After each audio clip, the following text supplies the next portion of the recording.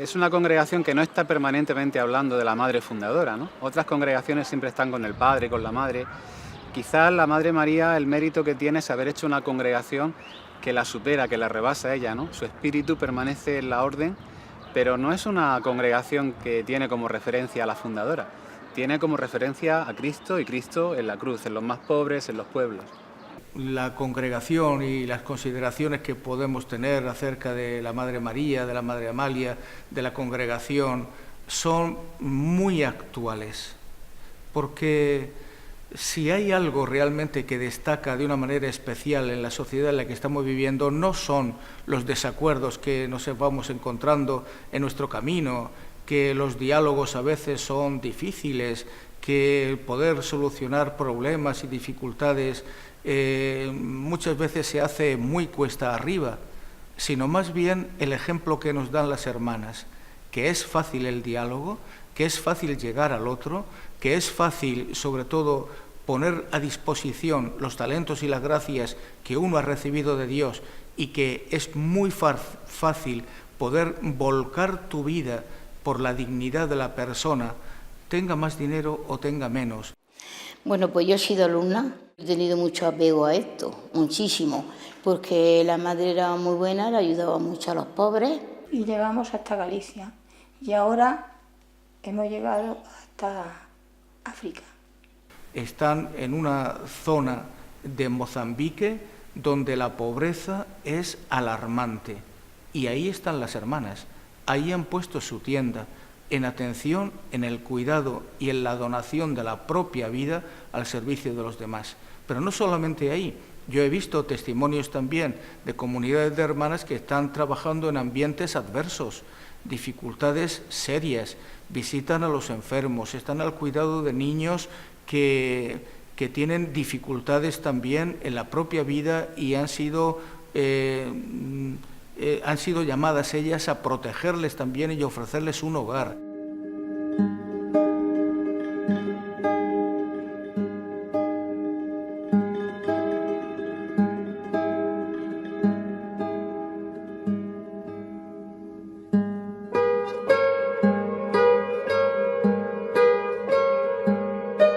Tengo el honor de ser una de las primeras alumnas que vinieron a Villa Pilar. Nos acogieron a las primeras alumnas, que algunas estábamos ya, porque yo ya tenía más de 4 añicos, estaba ya en el colegio público, pero no había aprendido nada porque era educación de preescolar, pero aquí aprendí yo a leer, a escribir y todo cuanto sé. Resaltar de una manera muy especial la figura de la Madre María y también de esta realidad extraordinaria como son las hermanas de Cristo crucificado de Villa Pilar. Bueno, yo soy murciano y la congregación es genuinamente murciana. Son muchos años las que llevan ellas trabajando en la diócesis de Cartagena y en otros lugares, porque la fundación poquito a poco fue creciendo. Las vocaciones a seguir el carisma de la Madre María y de la Madre Amalia fue vertiginoso, la cantidad de chicas que se hicieron eco de una vida tan extraordinaria, tan apasionante. Pues yo como alumna de Villa Pilar le debo toda mi formación intelectual, se la debo al colegio. El interés que Madre Amalia y las demás hermanas que ejercían como profesoras tenían por cada una de las alumnas era algo muy especial, porque no solamente nos miraban y querían de nosotros lo mejor como personas, sino también además querían nuestra formación intelectual.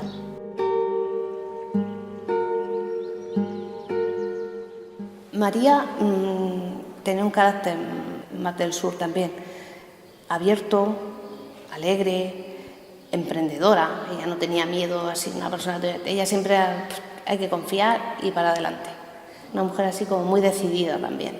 Alegre, yo creo que la alegría era eso era común en las dos. Amalia era como más reservada, más reflexiva, una mujer así muy detallista, muy sencilla, no le era de ocupar primeros lugares, ¿no? Era por su carácter. era más bien de estar en un segundo lugar, aunque sí que la idea de congregación, de lo que es el carisma, surgió de ella, pero ella fue también la que puso en primer plano a María. Madre Amalia, que era muy distinta a nuestra madre, porque Madre Amalia era santanderina y nuestra madre era murciana. Entonces, pues ahí se notaba mucho la diferencia, ¿no? Pero muy buenas las dos, muy cariñosas y muy buenas. Y nuestra madre era muy entremetida. Ella hablaba con todo el mundo, y la otra era, no sé, más seria.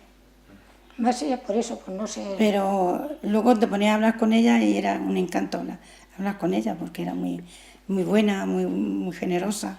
Porque era tan sensible, tan, ¿cómo decir esto?, tan cariñosa, era muy afectiva y siempre le hemos tenido a veces como que Madre Amalia era más distante, ¿no? El origen de Amalia, mira, Amalia nació en una familia numerosa de 12 hermanos en Santander, en el año 1895, era la menor de los 12 hermanos. Una familia, eso sí, de clase social alta, pero siempre muy preocupados por la gente más pobre. Eso decía que lo había aprendido sobre todo de su madre.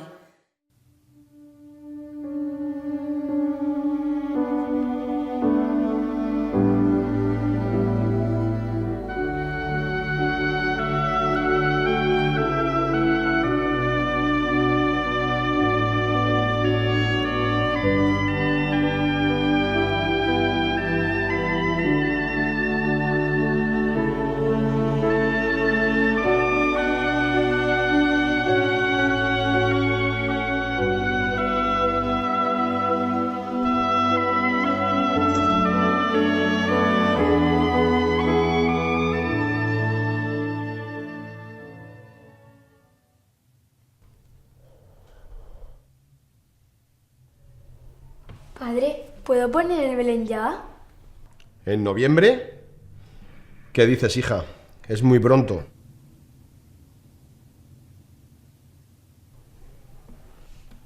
Está bien.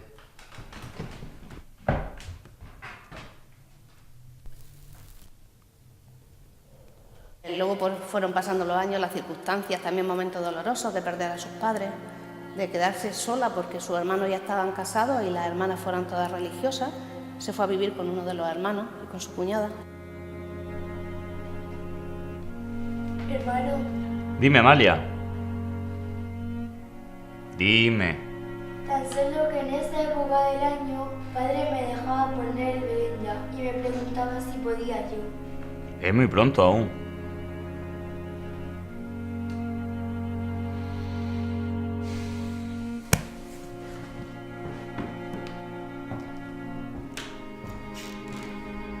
Pero qué importa, vamos a montar el Belén que yo te ayudo. Le decíamos la madre maestra, la conocíamos como madre maestra. Destacaría como alumna el cariño que tenía siempre hacia las niñas. Para mí, yo era su parvulita. Me quería muchísimo y recuerdo que era muy tierna con las niñas. Es más, tengo un pequeño recuerdo que a mí me impresionó mucho. Una hermana me castigó y me metió en un cuartito de baño. Entonces yo era muy pequeña, había una ventanita que quería ver y llamar a las hermanas por ahí para que me pudieran sacar de allí, porque la hermana se ve que se olvidó. Y tanto lloré que ella aceptó a pasar por allí y me cogió así, como los gitanos cogen a los niños así entre sus piernas y dándome besos y caricia, mi parvulita, me sacó de aquel castigo que inocentemente me dieron, pero para mí me afectó, ¿no? Y tuvo siempre la inquietud, siempre quiso ser religiosa. En un principio ella siempre pensó en ser carmelita descalza, pero también le rondaba a la vez por la cabeza su preocupación, sobre todo en la zona del norte de donde ella era, de Santander, cómo estaba la zona rural.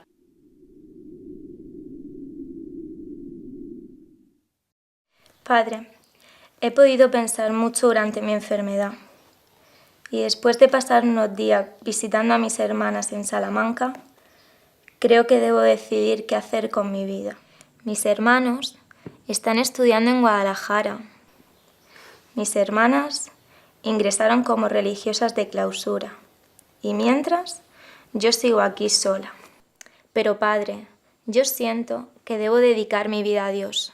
Lo sé que siempre lo quisiste, pero recuerda los consejos que te dieron tus padres, que en gloria estén. Y además, tienes una salud muy débil. Padre, No creo que puedas aguantar eso. Lo sé, pero el otro día llegó una idea que me ronda la cabeza y no se me va. ¿Cuál, hija? Ya sabe que mis padres se preocupaban de los más pobres y mi ilusión es predicar con el ejemplo del Señor entre la gente sencilla del campo, pueblos y demás lugares olvidados. Fundar una congregación dedicada a ellos. Eso suena admirable. Como director espiritual tuyo que soy, escribe. Escribe todo cuanto Dios te vaya inspirando. Pero recuerda, es una tarea difícil. Padre, siento que debo llevar adelante esta congregación. Aguarda, Amalia. Puede que algún día logres tu sueño. Qué áspera se ha vuelto la pendiente. Cómo cuesta, Dios mío, caminar. Que la vida es muy dura, que temo a cada paso tropezar.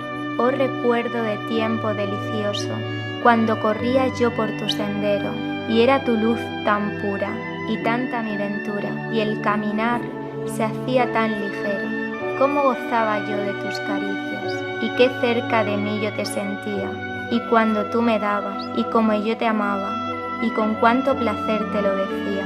Mas huiste de mí, te has escondido, te llamo Jesús mío, y no respondes, y porque así lo hiciste, si es que culpable soy, perdón te pido, y si mi amor quieres poner a prueba, en medio de amarguras, en una noche oscura, te buscaré, Señor, hasta que muera.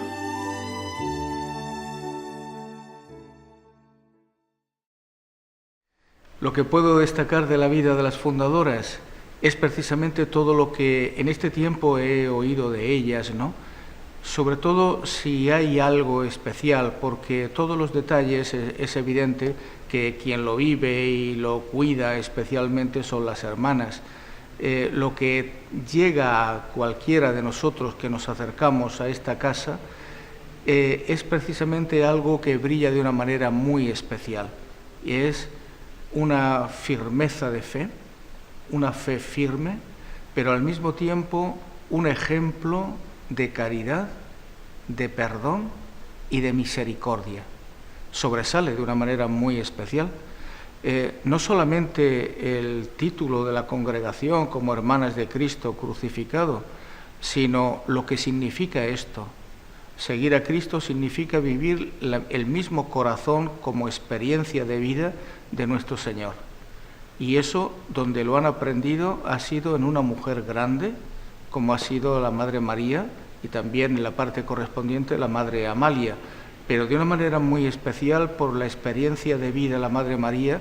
Para ellas ha sido una fuente inspiradora de lo que significa amar de verdad, con todas las consecuencias, y perdonar de verdad con todas las consecuencias. Y no solamente eso, sino entregar la vida. ¿Y entregar la vida en qué? En algo que era fundamental, en una época concreta y de muchas dificultades: la educación y la formación de los chicos y chicas donde ellas están ubicadas. La formación total, desinteresada, buscando el bien de la persona.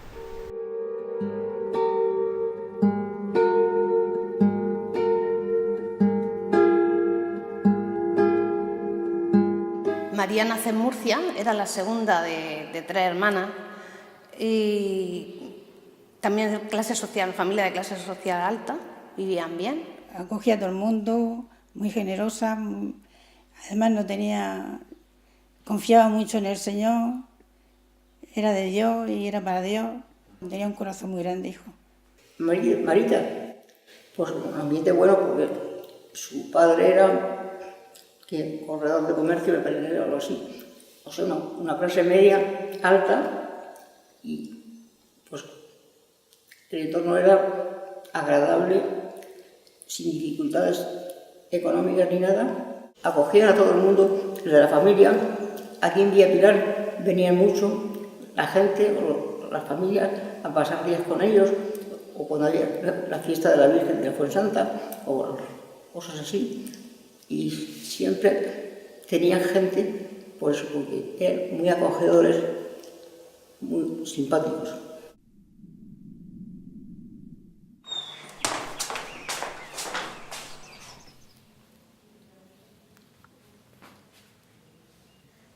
Madre, ¿puedo ir al retiro en el colegio? Buenas tardes también aquí, María. Ay, sí. Bueno, cuéntame lo del retiro espiritual. Y pásame las gafas, por favor. Es una reunión de niñas de mi edad que pasan unos días reflexionando y rezando. Anda, pues es con tus amigas, fenomenal. No, si mis amigas del colegio no van, las hermanas solo me han invitado a mí. ¿Y eso? Porque separé a las niñas del colegio que se peleaban y conseguí que hicieran las paces. Eso está muy bien. Ella cuenta que Ángel era pariente suyo, era algo pariente.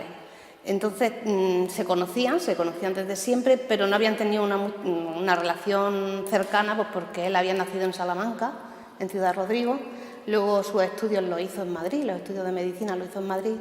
Y ya se conocieron cuando María ya era una jovencilla, ya era mayor, cuando empezaron ya a coquetear un poco, contaba ella, a raíz también ya de la puesta de largo de su hermana, ya cuando empezaron a salir, como era en aquella época, no salían solos.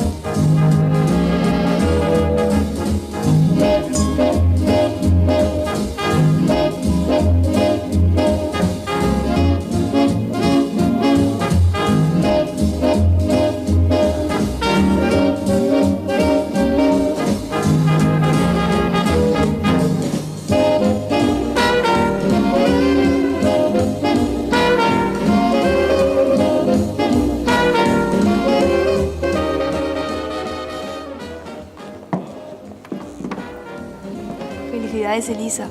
La puesta de largo está saliendo fenomenal. Pues prepárate que la próxima es la tuya. Fíjate cómo van a mirarte ese mozuelo de allí. Ay, vaya, qué vergüenza. Pues viene para acá. Buenas noches, señoritas. Felicidades por todo, Elisa. Gracias, Ángel. Disculpame un momento, voy a saludar a una amiga.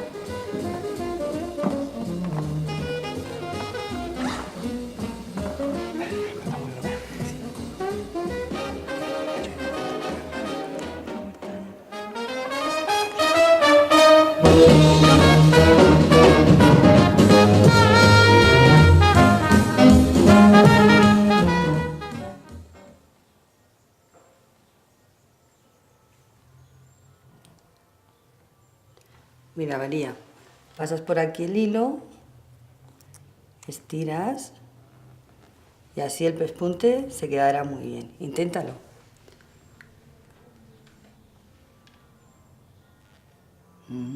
Madre, nunca conseguiré hacerlo tan bien como usted. Sí, María, tranquila. Poco a poco te irá saliendo. Mira, así. Oye, por cierto, ¿qué tal en la puesta de largo de Elisa?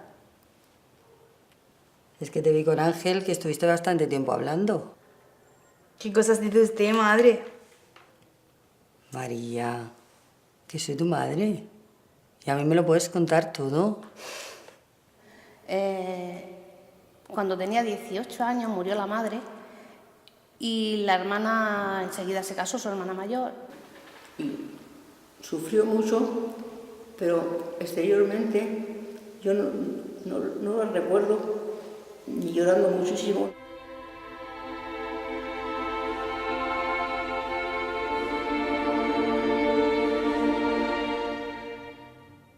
Bueno, Mateo, hijo mío, ahora tienes que ser muy fuerte. Tienes que cuidar de tus hijas. Mi más sincero pésame. Sé por lo que estás pasando. Me tienes aquí para lo que necesites. Gracias, Ángel.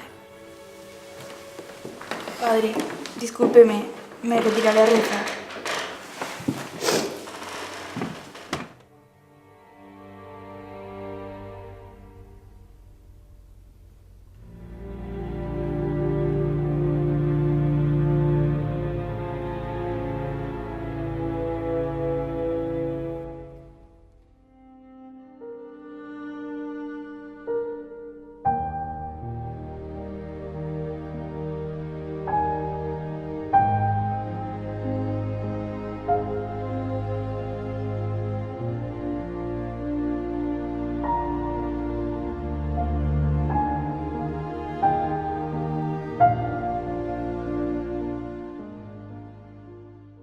no paseaban solos, pero sí que ella contaba que Ángel iba a visitarlo a la reja grande que había en la fachada de su casa y por la reja se hablaba, hasta que ya se hizo formar la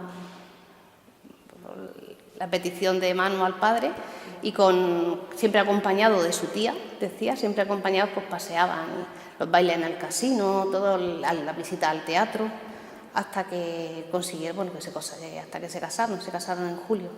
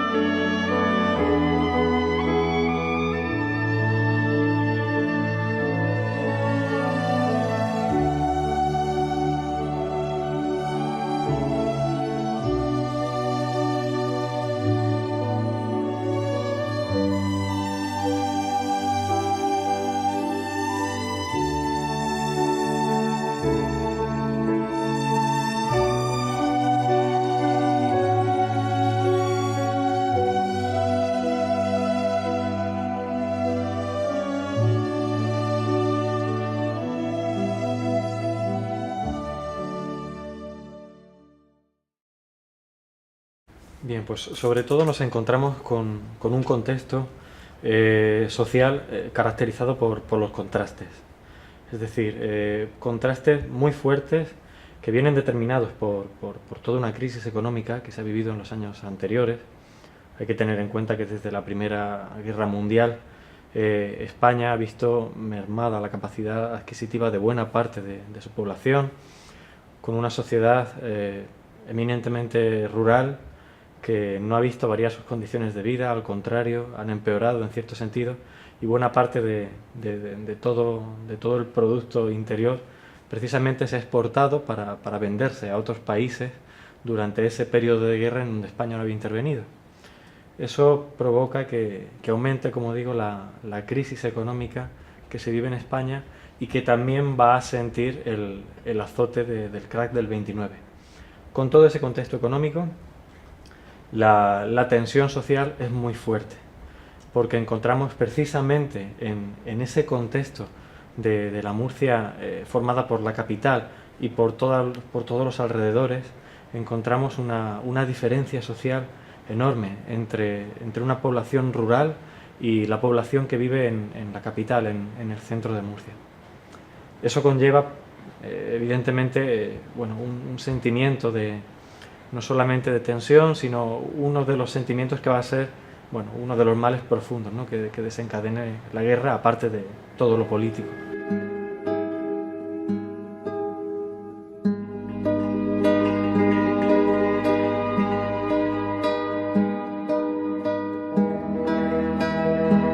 Veníamos aquí y la madre, entonces no era monja, venía con su marido aquí a la finca.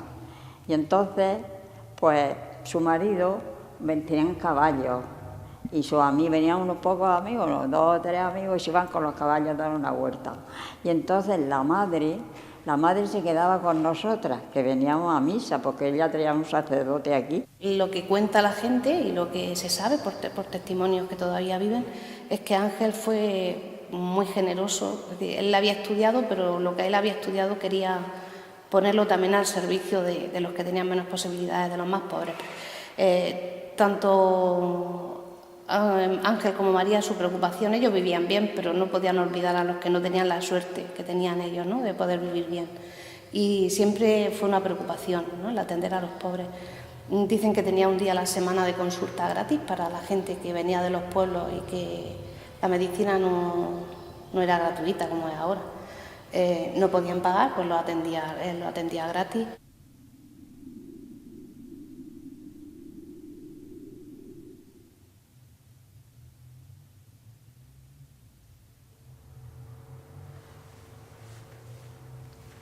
Ya está. Por hoy hemos terminado.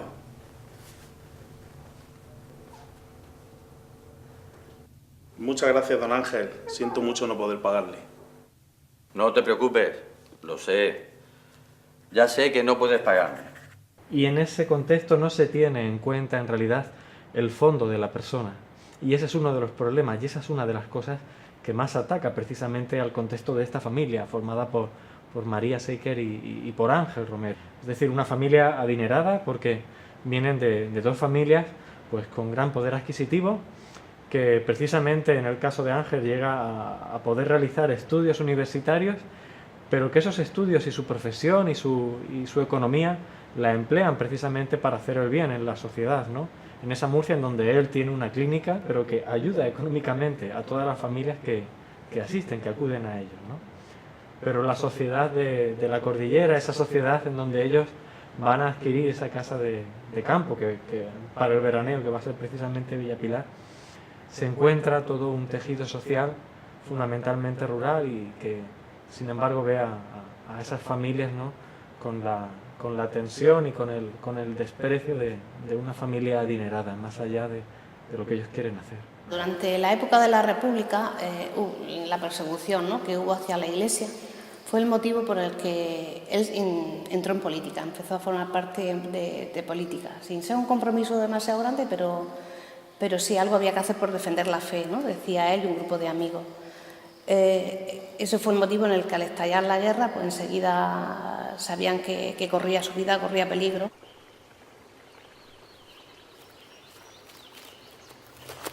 ¿Cómo está Lucía? Recuperándose poco a poco. Ya no puede uno ni siquiera ir tranquilo a misa. Sí, vivimos tiempos extraños. ¿Qué vamos a hacer? No podemos quedarnos de brazos cruzados mientras atacan a la iglesia. Necesitamos que alguien salga a defenderla o puede pasar lo peor. Lo sé. Últimamente estoy pensando entrar en política. Cruzados de brazos, nunca lograremos nada. Muchos se pondrán en tu contra, lo sabes. Puede ser, pero quizás así pueda ayudar a entrar en razón a nuestros vecinos. Para él era por la Iglesia, pero sin embargo, pues evidentemente para los grupos, sobre todo más radicales dentro del bando republicano, etcétera, no era la Iglesia, sino que eran aquellos grupos de derechas que habían fomentado una serie de valores, de decisiones, etcétera, ¿no?, que iban en contra de la República. Es decir, en contra del orden establecido. Hay que tener en cuenta que el orden establecido en ese momento en la República y que precisamente a esos grupos que pueden, ¿no?, verse como en defensa del catolicismo, etcétera, etcétera, son todo ese conjunto de valores los que también enarbolan los que se sublevan precisamente. El bando de los sublevados, que será finalmente el bando que gane, el bando de Franco, ¿no? Y se refugiaron, estaban aquí en Villa Pilar, se refugiaron en la casa de una tía suya, en la que está en la plaza de Santo Domingo, la casa de la tía Teresa, hasta que también ahí corría peligro y entonces ya como que se entregó voluntariamente para irse a un cuartel que ahí con unos amigos que estaban metidos en la policía o militares. Evidentemente no resulta lógico pensar hoy día y en un periodo en paz que una persona, para poder resguardarse de otra, entre a la cárcel. Pero sin embargo, en un periodo de guerra y en un periodo en donde son frecuentes lo que en toda la sociedad española se conocía como los paseos, y los paseos eran precisamente ese llamar a la puerta con nocturnidad, un grupo de cualquiera de los dos bandos que se están enfrentando, llamar a la puerta de cualquier casa de una familia del bando opuesto para que el padre de familia o la persona a quien buscasen la sacasen, y ese paseo era simplemente llevarlo a las afueras de la ciudad o del pueblo donde se encontrase para al final matarlo, fusilarlo, etcétera, etcétera, ¿no? ¿La cárcel qué es? La cárcel es uno de los pocos lugares en donde todavía hay cierto control policial y cierto orden social, porque evidentemente sigue siendo un organismo o sigue siendo un edificio público controlado por las instituciones y controlado por los agentes de defensa. Pero en la calle, Ángel es una persona pública y en la calle las murmuraciones no se pueden evitar entre los vecinos.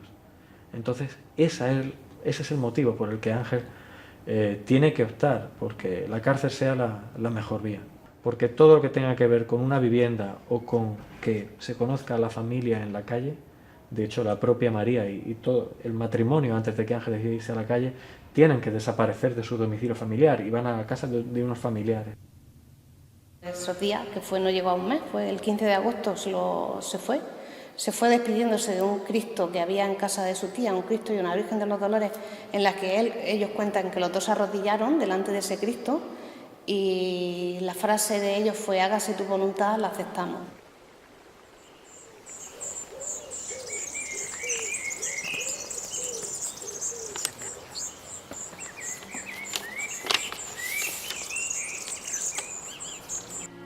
Mi queridísima Maruja de mi vida, cuantísimo me acuerdo de ti, constantemente, sin cesar ni un solo momento.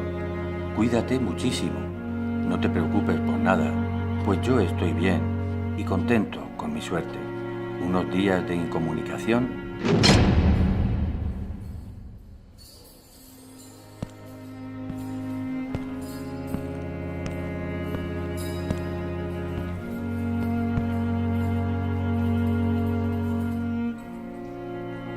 Pero ya pasarán, y a otra cosa. Mándame toalla, que no tengo. Muchos recuerdos para todos, y para ti, millones de besos. Tú siempre, siempre, Ángel, te quiero con locura.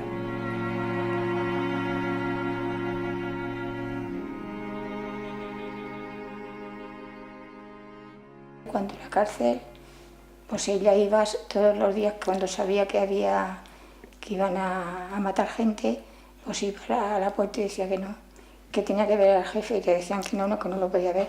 Dice, si lo tengo que ver. Eso fue cuando metieron a don Ángel. Eso fue cuando metieron a don Ángel en la cárcel. En la cárcel. Evidentemente hay otras causas políticas, porque en el caso de Ángel, no habiendo sido una persona de naturaleza política, por así decirlo, no se había dedicado a ese oficio. En los últimos años él va precisamente a encabezar o va a ser representante de uno de los grupos políticos, ¿no?, que defienden más a ultranza el catolicismo, sin ser en ningún caso de un carácter extremado ni de un tipo de ideología radical, sino que él, de hecho, así lo confiesa en casa. Siente la necesidad de participar en política por el mero hecho de abogar por la Iglesia, pero no por la política en sí. Sin embargo, evidentemente, cuando él participa también de la política de la Murcia de ese momento, es cuando, aparte de la envidia que pueda surgir por la tensión social, evidentemente ya hay un motivo político que lo llevan a acusarlo por cosas que en principio él no se había visto envuelta en ellas, ¿no?, pero que sin embargo, bueno, pues lo acusan, y eso provoca pues todos los acontecimientos que rápidamente se suceden. Al estallar la guerra, enseguida sabía que lo perseguían, aparecían listas, y bueno, fue cuando lo llevaron a la cárcel, fue ejecutado. Las hijas de ellos venían aquí al colegio y a comer. Las hijas del que mataron a don Ángel. Viven ahí un poquito más abajo de nosotras.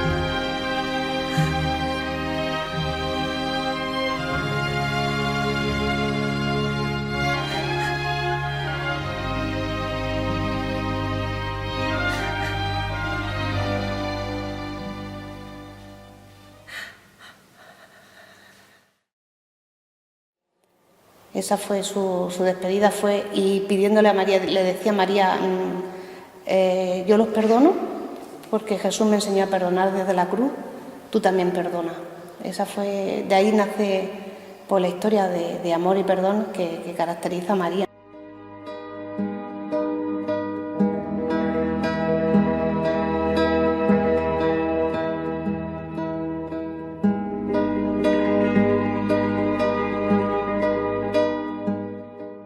En la plaza de Santo Domingo todavía está el edificio tal igual que que cuando ellos vivían allí.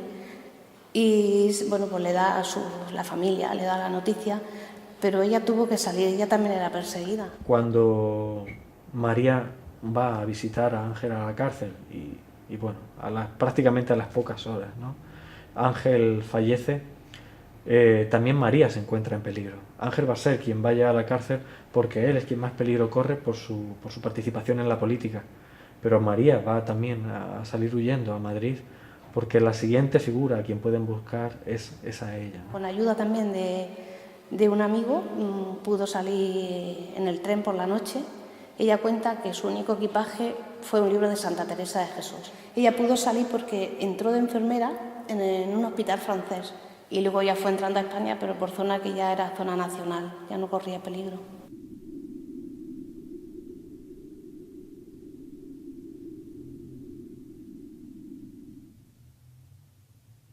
Gloria Patri sicut erat.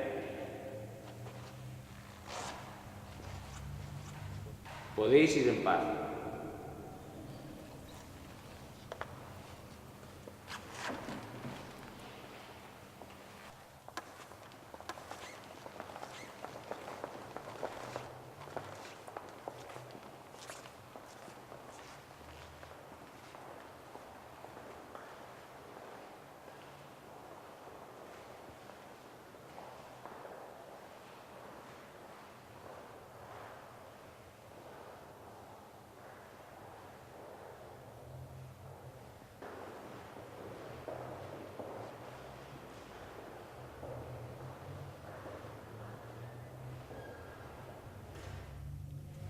Esta guerra solo ha traído sufrimiento a mi vida, Padre.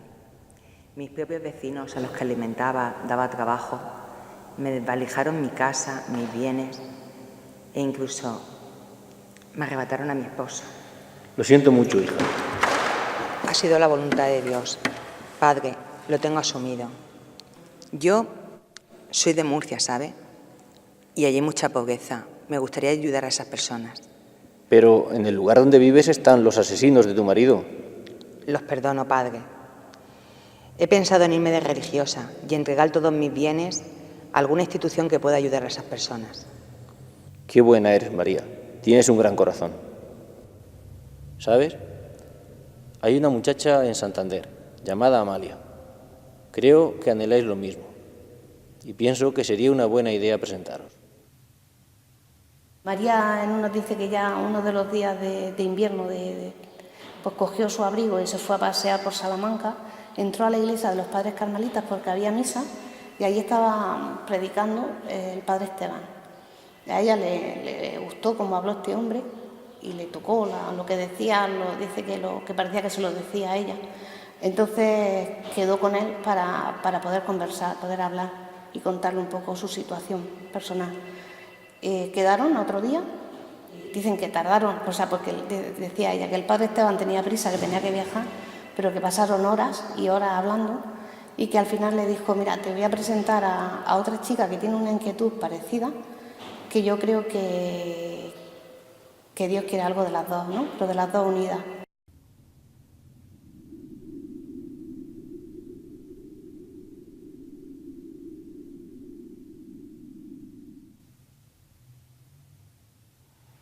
Padre, usted sabe que yo siempre he soñado con fundar una congregación religiosa al servicio de las zonas rurales. Son las que más lo necesitan. Lo comparto. Tengo hasta incluso el nombre pensado. ¿Ah, sí? ¿Cuál? Congregación de Hermanas de Cristo Crucificado. Me encanta el nombre, Amalia. Me parece el nombre perfecto. Ni tú, María, te vas a ir de esclava, ni tú, Amalia, de carmelita. Vamos a ver qué quiere el Señor al unir vuestros deseos. Podemos utilizar mi casa de Villapilar. Incluso nos serviría para poder empezar. María, Amalia, sé que tenéis muchas ganas de iniciar este proyecto, pero, María, tienes que recuperar tu casa. Yo le acompañaré, padre. No, Amalia, no es necesario. Es algo que María sola puede hacer. ¿Por qué lo dice, padre? María, tienes que ir sola. Has de resolver muchas cosas. Has de sanar viejas heridas. Yo estaré contigo en todo momento, María. ¿Por qué sonríe, padre? Por lo grande que es Dios, por vosotras, por vuestro proyecto que cada vez está más cerca. María, Amalia, vosotras siempre habéis tenido un sendero bien marcado. Humanamente eran de carácter muy distintas, pero luego se supieron complementar.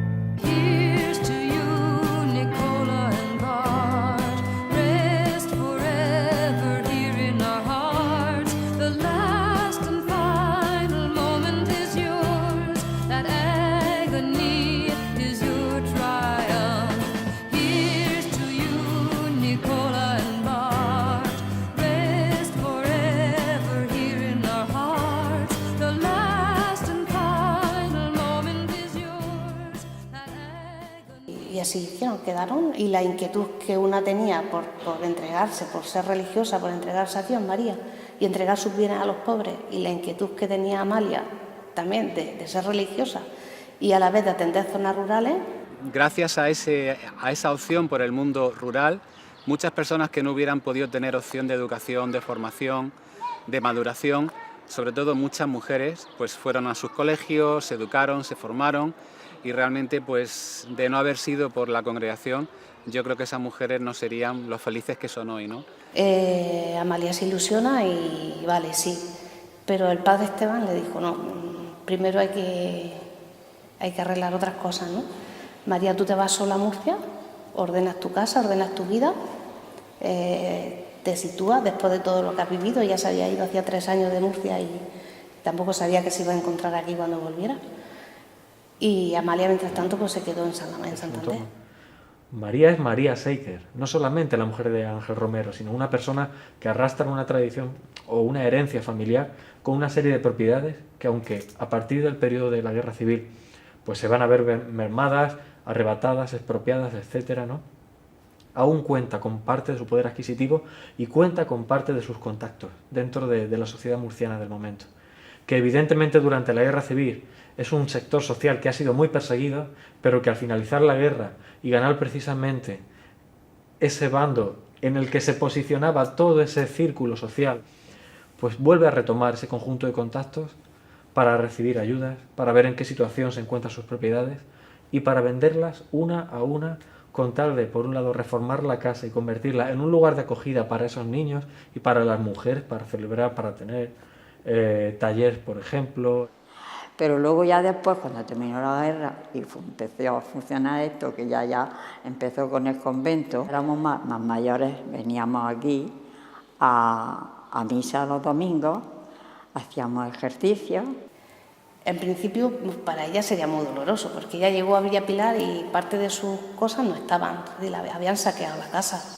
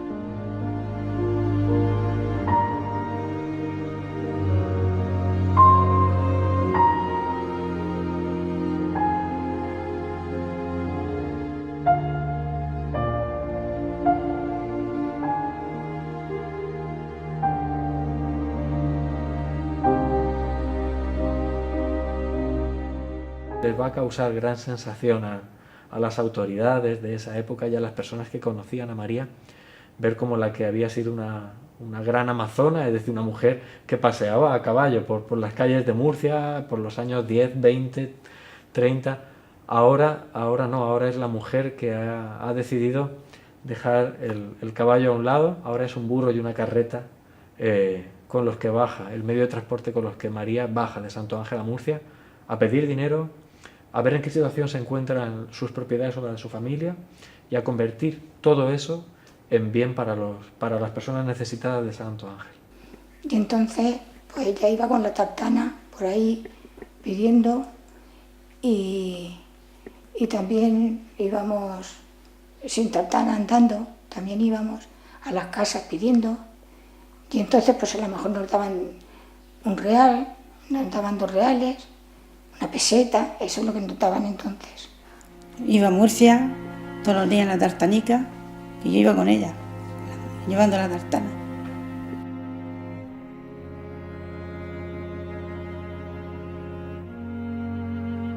Retoma todo el ritmo habitual de catequesis, etcétera, con esos niños.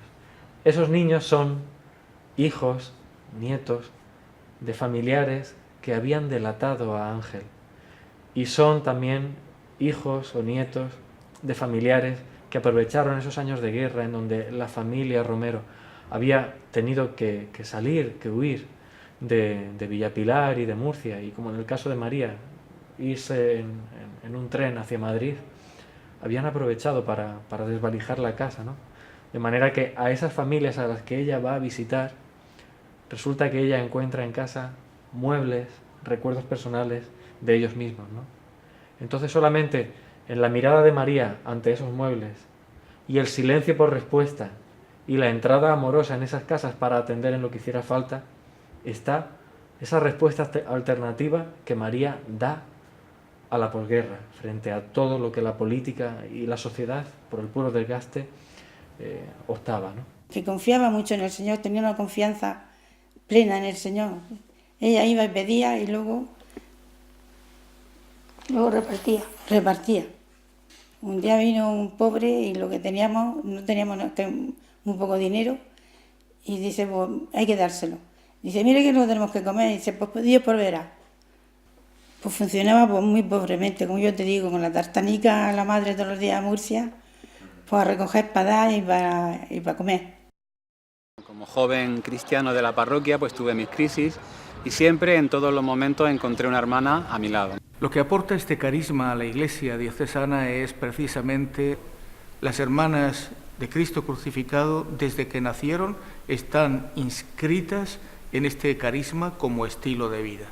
La misericordia, la cercanía, la entrega, la donación de la propia vida, la generosidad y sobre todo la opción total por los hombres, y entre los hombres los más débiles, los más desprotegidos, tienen un especial cuidado y una especial atención de no tener fundaciones en ciudades grandes o en capitales de provincias, sino más bien en pueblos y donde son más necesarias.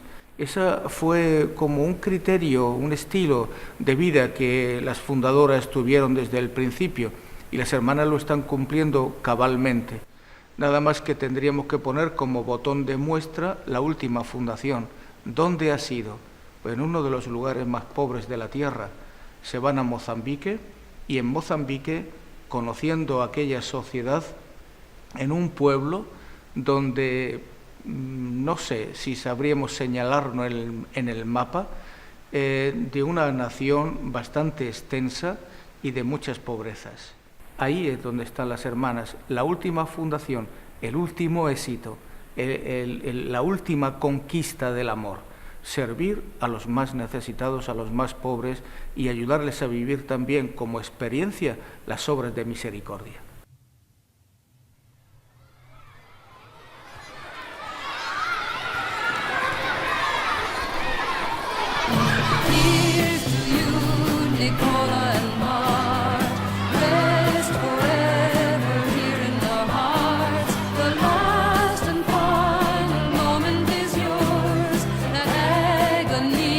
The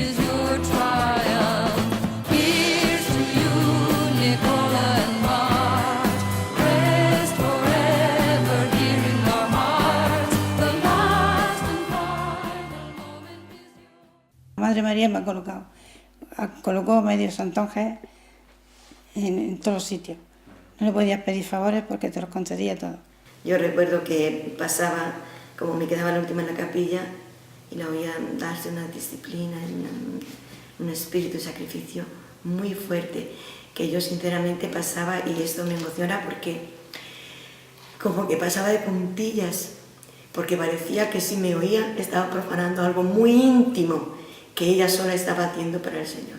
Ella sabía perfectamente quién había denunciado y quién había intervenido en la muerte de su marido, y eran esas familias.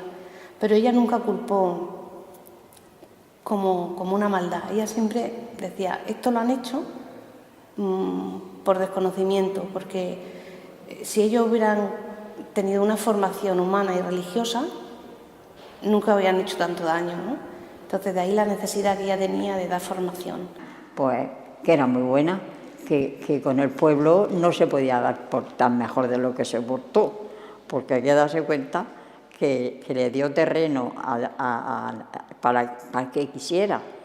Sí, que dándoles de comer, vistiéndolos y dándoles las necesidades básicas, pero también con colegio y con catequesis. Y empezó con niños, pero también empezó con adultos. Por la noche dan clases nocturnas y, o sea, yo dormía un poco, trabajaba mucho. En el caso este de las hermanas, con su estilo de vida, con su manera de hacer las cosas, y por lo que nos hablan y vemos que hacen, podemos asegurar la palabra que ellas tienen y la presencia que ellas tienen en el mundo es digna de ser escuchada, porque en definitiva han optado por la persona, han optado por el hombre, por aquellos que necesitan la ayuda de cualquiera de nosotros, y ellas han sido capaces de entender este mensaje que la Madre María les indicó de una manera especial con su propia vida y con su palabra, y en este momento lo están llevando a la vida. Ellas son para nosotros un ejemplo de serenidad, de entrega, de vocación hasta morir. El amor o es así o no es amor. Y luego vinieron a traernos gente en Limones. Yo conocía muchísima gente en Murcia. Se repartían gallinas, media gallina le llevaban a cada casa. Me acuerdo yo que se llevaban media gallina a cada casa, porque yo como he llevado mucho la tartana a la madre para allá y para acá, porque siempre nos llevaba una... He vivido aquí mucho, quiero decir. En las obras de misericordia que la Iglesia nos pide, ahí están las hermanas. Es ejemplarizante eso, sin duda ninguna. Y si hay que decirlo en voz alta, mi voz es una voz más para decirle a todo el mundo que merece la pena, que esta vida es apasionante, que entregar la vida de una chica en una dirección de este sentido y de ponerse al servicio de los demás, realmente no sé si tiene precio, lo que sí es verdaderamente admirable. Normalmente, para los ojos de un historiador, la guerra es solamente, o la posguerra es solamente un periodo de desgaste, un periodo de cansancio, un periodo de tal agotamiento que permitió precisamente que un régimen dictatorial durase tantas décadas, porque la población estaba sumida por un lado en la miseria, pero también en la miseria moral. Entonces ante eso había dos respuestas. Había un revanchismo y una venganza que podía durar décadas e incluso generaciones, y había otra alternativa que no aparece en casi ningún libro de historia y que evidentemente no aparece en la historia política más conocida, y es el perdón.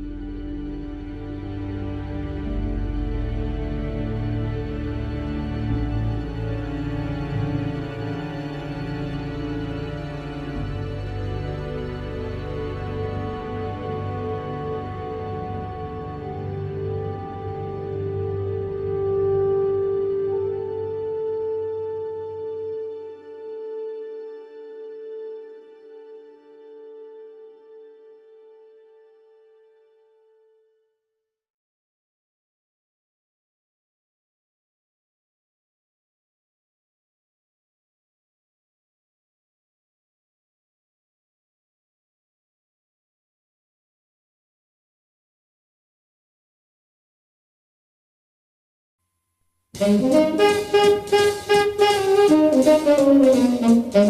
you.